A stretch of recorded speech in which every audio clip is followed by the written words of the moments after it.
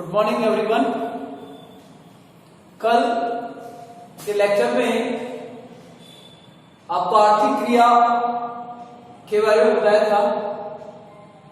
आज हम आर्थिक क्रिया के जो घटक हैं उनका कोऑर्डिनेशन देखेंगे। दो प्रकार की क्रियाएं बताई आपको, आर्थिक क्रिया और गैर आर्थिक क्रिया। आर्थिक क्रिया वे क्रियाएं होती हैं जिनको करने से आय का सृजन होता है। फॉर एग्जाम्पल, जो भी सोसाइटी के अंदर, इकोनॉमी के अंदर जो काम होते हैं, जैसे कोई व्यक्ति रिक्शा चला रहा है उससे आय प्राप्त कर रहा है, एक टीचर आपको एजुकेशन दे रहा है उससे आय प्राप्त कर रहा है, या कोई पेपर बेच रहा है, पेपर बेचकर वो पैसा प्राप्त कर रहा है। तो इस प्रकार की जो भी एक्टिविटीज इकोनॉमी के अंदर हो रही हैं, उन सारी इकोनॉमियों को इकोनॉमिक एक्टिविटी आर्थिक क्रिया में शामिल किया गया है। इसका दूसरा जो पार्ट था वो नॉन इकोनॉमिक एक्टिविटी, गैर आर्थिक क्रिया आपको बताया, और उसमें बताया गया था कि वे क्रियाएं जो करने से आय का सृजन नहीं होता, वो एक निःशुल्क भाव से, सेवा भाव से जो क्रियाएं की जाती है उनका संबंध अर्थशास्त्र से नहीं होता है। आर्थिक क्रिया पढ़ना इसलिए जरूरी है क्योंकि आर्थिक क्रिया जो है वह शास्त्र की आधारभूत मान्यता है। अर्थशास्त्र में इन विषयों को पढ़ा जाएगा, इसके व्यवहार को समझा जाएगा, इसलिए हमें इनका ज्ञान जरूरी है। इसके साथ मैंने आपको कुछ कंपोनेंट्स के बारे में बताया था। एक बात कीजिए, मैंने उपभोक्ता, उपभोक्ता क्या है और उपभोग क्या है, कंज्यूमर और कंजम्पशन। दूसरा मैंने आपको बताया था उत्पादन, तीसरा आपको बताया था विनिमय, और चौथा बताया था आपको वितरण, और पांचवा हमने चर्चा की राजस्व। देखिए छात्रों, इन घटक के बारे में किसे कहते हैं उपभोक्ता, किसे कहते हैं उत्पादन क्या है, विनिमय क्या है, वितरण क्या है, कितने प्रकार का होता है वितरण, वस्तु विनिमय क्या है, मुद्रा विनिमय क्या है, इन सब पर हम पहले चर्चा कर चुके हैं। आज हमारा जो विषय होगा वो इन सारे कंपोनेंट्स का एक संगठनात्मक अध्ययन करना होगा। इकोनॉमी में किस प्रकार से ये जो संगठक है वो कार्य करता है, तो उसको एक डायग्राम के माध्यम से हमें समझना होगा। उसके लिए हमें सबसे पहले इकोनॉमी को दो भागों में बांटना होगा। एक भाग हम ले रहे हैं परिवार, हाउस होल्ड सेक्टर कहते हैं इसको। दूसरा भाग हम ले रहे हैं फर्म, जिसे प्रोड्यूसर सेक्टर कहते हैं। यहां मैंने इकोनॉमी को दो भागों में बांटा है, Y बराबर C+I, टू सेक्टर मॉडल की हम चर्चा यहां पर कर रहे हैं। Y बराबर C+I सेक्टर। तो दो भाग मैंने बांटा है, परिवार हाउस होल्ड है जिसमें उपभोक्ता और उत्पादक दोनों रहते हैं, और फर्म या प्रोड्यूसर सेक्टर जो है उसमें उत्पादन, वस्तु सेवाओं का उत्पादन किया जाता है। साथ में दोनों सेक्टर का समायोजन या इनकी आर्थिक क्रियाओं को संपन्न करने के लिए हम यहां पर ले रहे हैं वस्तु बाजार, गुड्स मार्केट, वस्तु बाजार, और इधर हम ले रहे हैं साधन बाजार,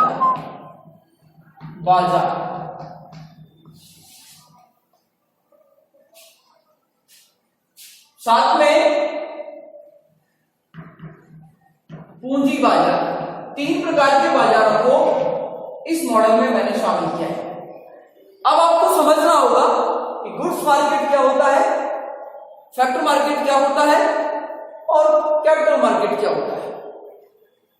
तो ऐसा बाजार जहां वस्तु सेवाओं का क्रय विक्रय होगा, जिस बाजार में वस्तु सेवाएं खरीदी जाती है, बेची जाती हैं, उस बाजार को बोला जाता है वस्तु बाजार।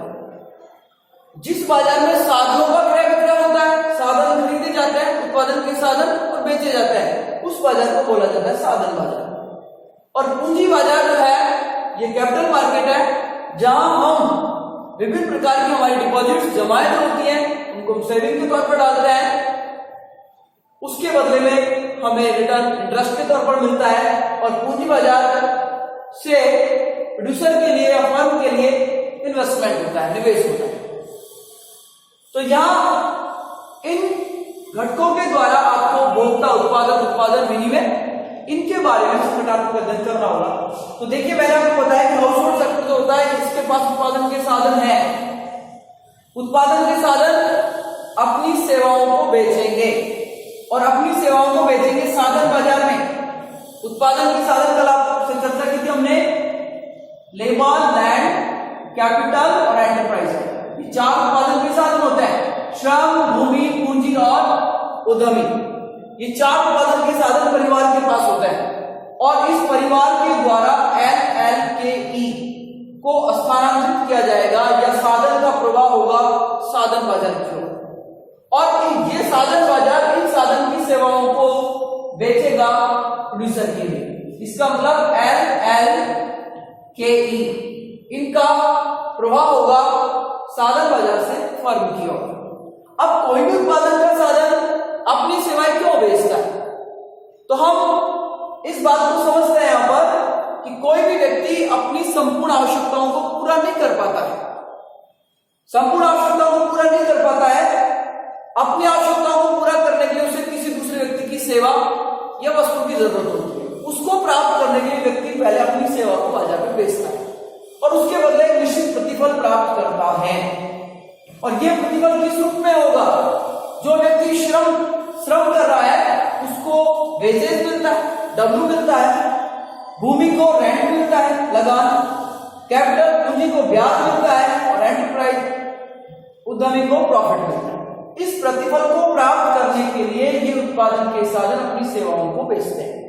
इसी प्रकार से ये साधन प्रोड्यूसर के पास काम कर रहे हैं, तो प्रोड्यूसर भी इनको इसी रूप में प्रतिफल देगा। श्रम को डब्ल्यू मिलेगा वेजेस, लैंड भूमि को रेंट मिलेगा लगान, कैपिटल पूंजी को ब्याज मिलेगा इंटरेस्ट, और एंटरप्राइजर उद्यमी को मिलेगा प्रॉफिट। तो एक प्रकार से ये जो आर्थिक प्रवाह हो रहा है ये एक आर्थिक क्रिया को संपन्न कर रहा है। इसी प्रकार से इन लोगों ने अपनी सेवा बेची, इन उत्पादन के साधन ने साधन बाजार में अपनी सेवा बेची, साधन बाजार ने इनकी सेवाओं को उत्पादन को बेचा। अब फर्म जो है या उत्पादक जो है या वस्तु सेवाओं का उत्पादन करेगा इनकी सेवाओं से। अब देखिए आप, ये जो प्रवाह इनके पास आया है, इस प्रवाह को ये वस्तु बाजार पे एक्सपेंस करेंगे, व्यय एक्सपेंस होगा। साथ में इसके बदले वस्तु बाजार परिवार को वस्तु सेवाओं का फ्लो करेगा, गुड्स एंड सर्विस फ्लो। वस्तु बाजार वस्तु सेवाओं का प्रवाह परिवार को करेगा और इसके बदले में परिवार वस्तु बाजार को व्यय करेगा मुद्रा के तौर पर या इस प्रतिफल के, जो इन्होंने प्रतिफल प्राप्त किया है इस प्रतिफल के रूप में। अब देखिए इसके बाद वस्तु बाजार ने जो प्रतिफल प्राप्त किया है वो इस प्रतिफल को एक्सपेंस करेगा, व्यय करेगा फर्म के पास, और फर्म इसके बदले गुड्स एंड सर्विस फ्लो करेगा, गुड्स एंड सर्विस फ्लो, वस्तु सेवा प्रवाह करेगा। तो कहने का मतलब ये आर्थिक जो घटनाक्रम हुआ है इसमें चक्र का निर्माण हुआ और ये चक्र जो है ये आर्थिक क्रियाओं को संपन्न कर रहा है। एक परिवार अपना जो वस्तु सेवाओं का भोग कर रहा है वो संतुष्टि के लिए कर रहा है और उनका उत्पादन फर्म कर रहा है, फर्म इसके बदले में इनको प्रतिफल देता है और इसके बदले में वस्तु बाजार को व्यय करता है।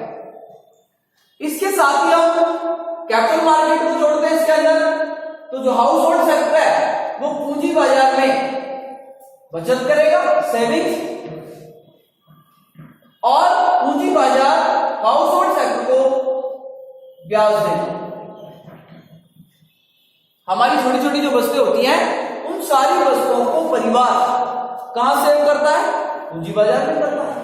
अब पूंजी बाजार के पास जो पैसा इकट्ठा हुआ है, जो परिसंपत्तियां निर्मित हुई हैं, उन परिसंपत्तियों को कैपिटल मार्केट प्रोड्यूसर के पास इन्वेस्टमेंट करेगा, निवेश, और इसके बदले में प्रोड्यूसर इसको प्रतिफल देगा, लाभांश देगा, ब्याज देगा। अब यहां जो क्रियाएं संपन्न हो रही है उनमें हम देखेंगे कि परिवार में जो व्यक्ति रह रहा है, जो उपभोक्ता कहलाता है, वो वस्तु बाजार से वस्तु सेवाओं को प्राप्त कर रहा है, वो कहलाएगा उपभोक्ता। अभी जो आपको बताया गया है कि उपभोक्ता क्या होता है, वो कौन कहलाएगा? उपभोक्ता। क्योंकि परिवार में रहने वाला व्यक्ति वस्तु बाजार से वस्तु सेवाओं को प्राप्त कर रहा है, वो उन वस्तुओं का उपभोग कर रहा है, तो क्या कहलाएगा? वो उपभोक्ता। इधर आप देखिए, वस्तु बाजार में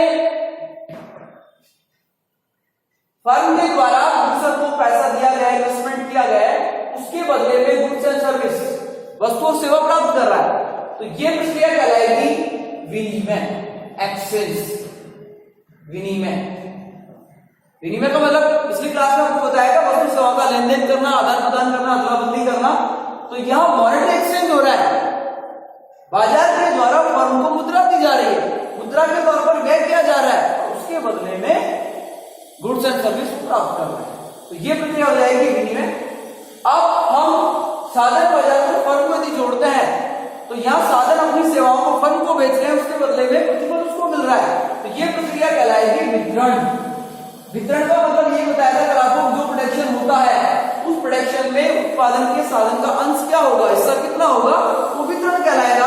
तो वितरण की प्रक्रिया हो रही है, श्रम, भूमि, पूंजी, ये अपनी सेवाओं को उत्पादन या फर्म को बेच रहा है, और फर्म उसके बदले में उसको वेजेस, रेंट, इंटरेस्ट और प्रॉफिट के तौर पर प्रतिफल दे रहा है। ये प्रक्रिया होगी इसकी वितरण की।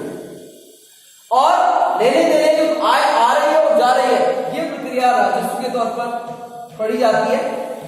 तो 4 प्रकार के कंपोनेंट्स आपको इकोनॉमिक एक्टिविटी में बताए हैं, जिसमें आपको उपभोग बताया है, उपभोग क्रिया है, उसको करने वाला उपभोक्ता होगा, विनिमय, वितरण और राजस्व। इन चारों संगठनों को पढ़ने के बाद हम संपूर्ण रूप से आर्थिक क्रियाओं को समझ पाएंगे। तो ये आपके इस लेक्चर में आर्थिक क्रिया का विषय कुछ पिछले वीडियो में बताया आपको, कुछ इस वीडियो में आपको बताया गया है, ये यहाँ पूरा होता है। उसके बाद नए टॉपिक के साथ अगले लेक्चर में हम फिर आपको बताएंगे। धन्यवाद।